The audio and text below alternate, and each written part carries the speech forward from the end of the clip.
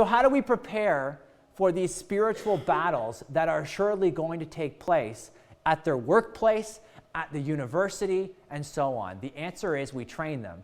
We don't do mixed martial arts. We do mixed martial apologetics, okay?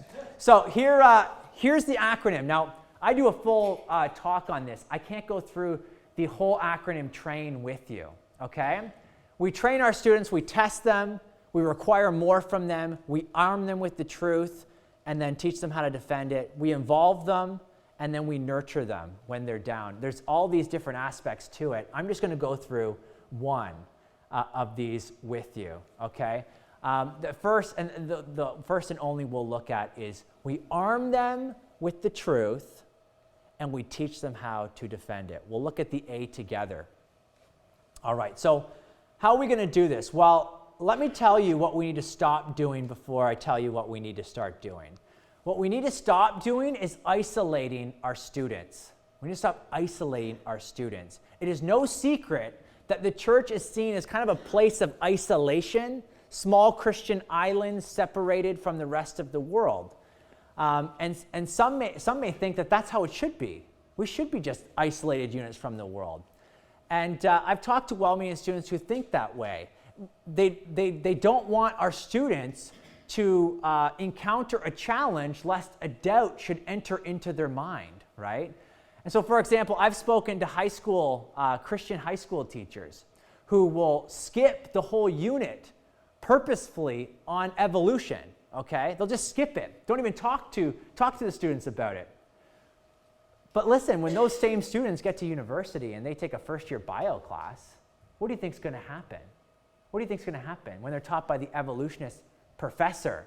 And so this idea, it may be right-hearted, but it's wrong-headed. I have a better way. I've actually taught evolution in the public school system. And what I do, when people ask me, Tim, you're a Christian, you're a creationist, how did you teach evolution in the public school system? My answer is, I taught it well. That's how I taught it. I taught it well because I think we need to do our best to inoculate our students with the truth so they can properly evaluate the evidence for themselves, right? I think a proper understanding, if you stick around for my last session, a proper understanding of the scientific evidence for evolution actually drives students to reject it. So listen, we got to stop isolating our students, which the church has done for a long time, and we need to start inoculating our students.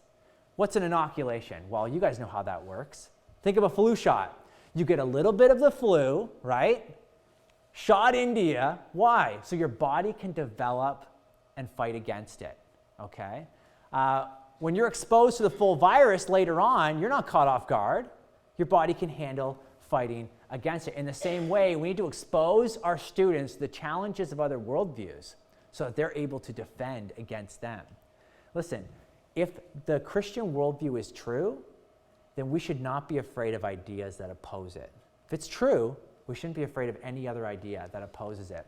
And so we are to be in the world, but not of the world. Jesus said this in his high priestly prayer. He said, they are not of the world, just as I am not of the world. Sanctify them in truth. Your word is truth.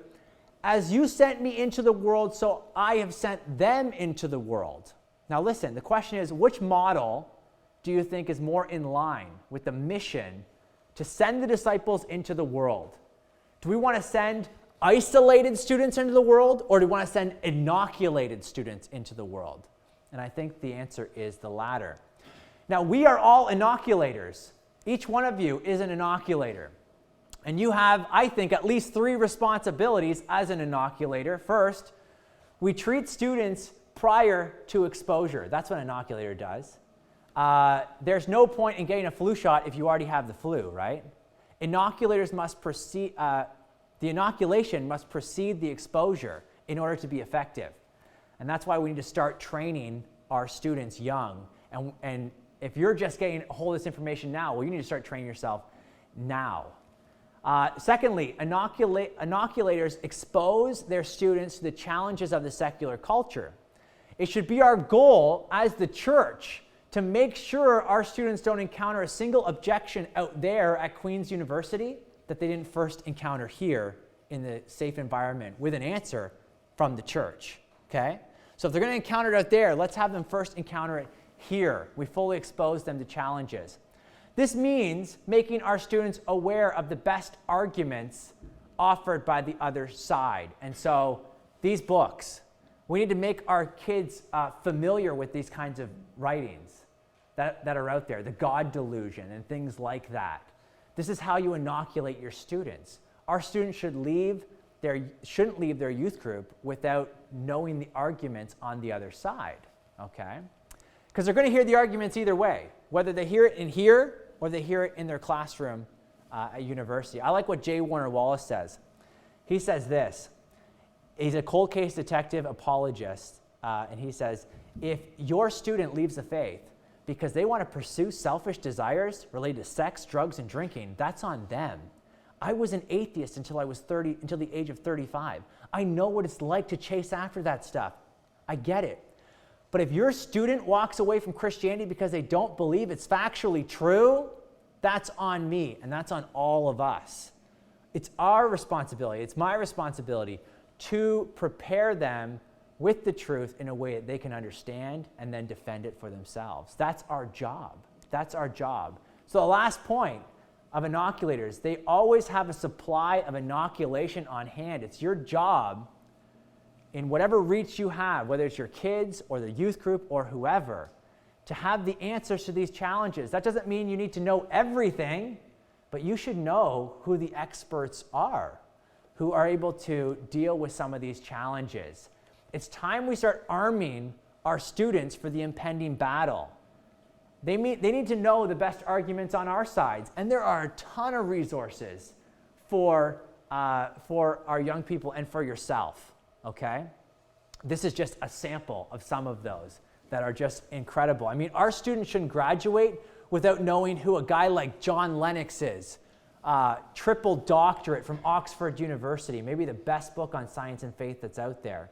Or a guy like William Lane Craig, or my boss, Greg Kokel, wrote Tactics, which I think every youth should have to read before they even graduate. There's also besides books, there's ministries like Stand to Reason out there. You guys are going to find those cards out there. I don't have a ton of them. I left a stack at home. So if you're with somebody, one of you could fill it out, and you'll get free resources from us. You'll get videos, you'll get all kinds of stuff. And we have apps and all that other stuff that can help you answer some of these questions. So we're there for you.